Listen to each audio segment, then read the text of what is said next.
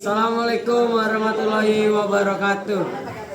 Perkenalkan, saya Ryan Pareji dari TL1 absen 38, ingin menjelaskan cara mengukur tegangan stop kontak menggunakan multimeter. Pertama-tama putar selektor ke angka 250 di tegangan AC. Terus colokin ke stop kontak. Pegangnya baik. Ditekan nggak sih? Iya. Jelas. Masuk semuanya. Sabar. Ya.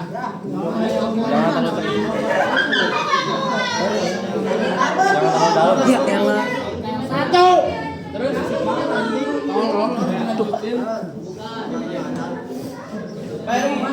Hasilnya mendapatkan angka 200 volt.